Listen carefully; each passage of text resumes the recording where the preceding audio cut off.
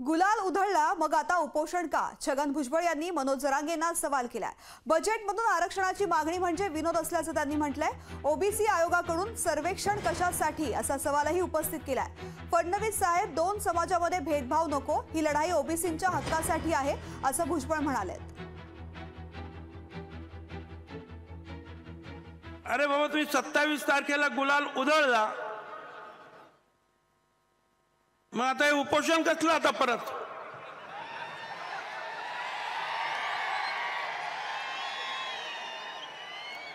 तुम्ही तर म्हणाले की आम्हाला आरक्षण मिळालं, गुलाल उधळला, काहीतरी एक कागद हातात घेतला म्हणजे झाला, हा अध्यादेश आला। बघा, हा अध्यादेश आला। लेखाला अध्यादेश म्हणजे काही कळत नाही आणि नोटिफिकेशनचा मसुदा म्हणजे काय ते कळत नाही म्हणतो झाला। मराठा मुलांना 40 लाख रुपयापर्यंत शैक्षणिक कर्जावर व्याज माफी। आता आम्हाला सांगावं लागतं, जे मराठा समाजाच्या विद्यार्थ्यांना देता ते ओबीसीच्या समाजाला द्या रे बाबांनो। एवढं सगळं आहे। धडाधड एक कमिटी केलेली आहे, त्यात सगळे मराठा समाजाचे मंत्री आहेत, ते ताबडतोब फटाफट निर्णय घेत आहेत। आणि आम्ही मात्र निर्णय घेताना कॅबिनेट समोर आम्हाला जायचं आहे आणि मग पैसा आहे की नाही, अमुक आहे की नाही, तमुक आहे की नाही, नियम आहे की नाही, हे सगळं पाहिलं जात आहे। आमचं म्हणणं असं आहे की आता जे त्यांना देत आहेत ना, ते सुद्धा आम्हाला दिलं ना तरी खूप होईल, पण द्या।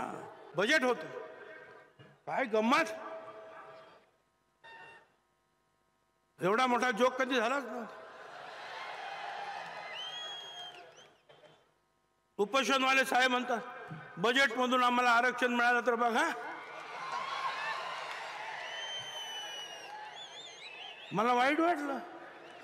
त्या सीतारामन ताई ज्या होत्या त्या अख्खं बजेट वाचलं।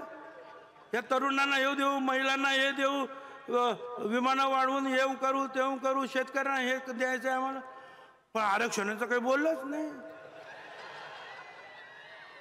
आणि हे म्हणतात या बजेटमधून आम्हाला आरक्षण द्या। काय लोकशाही मराठी ऐका, पहा, जागरूक रहा।